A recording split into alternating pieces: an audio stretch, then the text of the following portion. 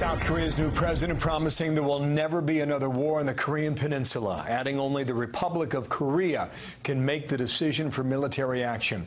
Those comments coming days after the war of words between President Trump and Kim Jong-un over North Korea's nuclear capabilities.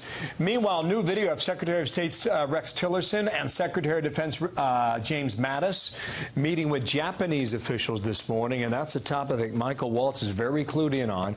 Former Green Beret commander, counterterror advisor to Vice President Dick Cheney, and a Fox News contributor. Michael, good day to you. Hey, Bill. What do you make of the address from the South Korean president first? Start there.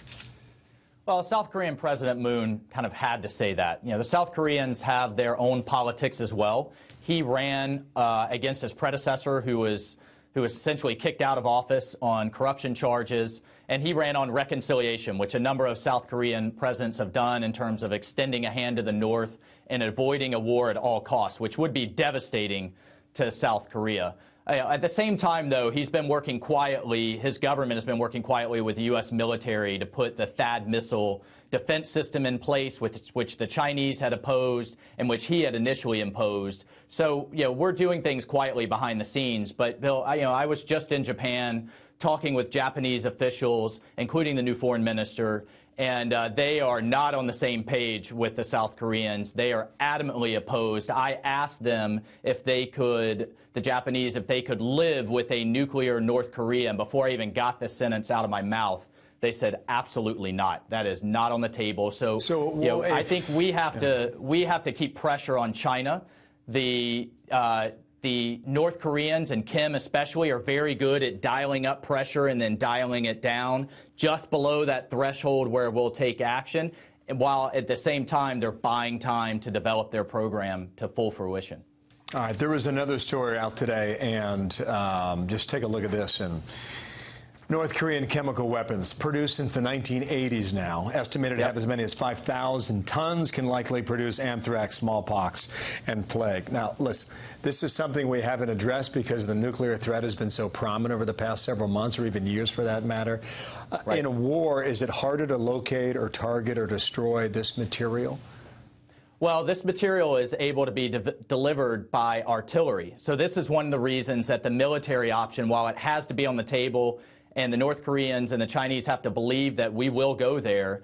On the other hand, the options are so bad because they could rain this stuff on a city the size of Seoul, which is 25 million people. It's bigger than Manhattan.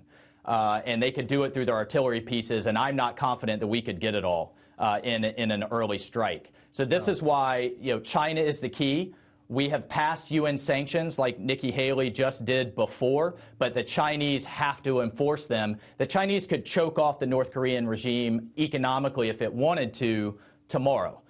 We just have to change their calculus that, you know, war on the Korean peninsula is worse than the other things that the Chinese are afraid of. Well, let me just ask you on one more thing. On the Steve Bannon comments, one of the things he said is, you show me a way how 10 million people don't die within an hour. I'm paraphrasing his comment there. Yeah, on the military option. And on the military option, which sends a clear signal, too, that this isn't easy, and it's not perhaps what this White House wants either.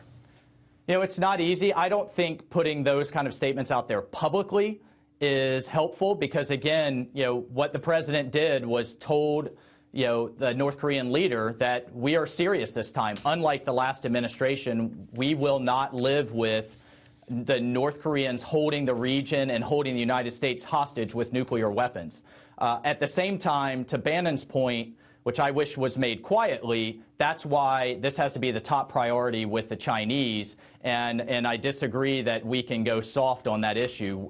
You know, the Chinese are going to essentially make us give on other issues like trade and the South China Sea in order to take a harder stand on North Korea. But we have to turn the screws, and we have to make it painful for the Chinese as well by secondary sanctions with their companies that are doing business with North Korea. That's how we got Iran to the table before we had the horrible nuclear deal. But the reason they came to the table is they were feeling the pain economically, and that's what we have to do. Very interesting commentary. Welcome home from your trip to Asia, too. Michael, thanks.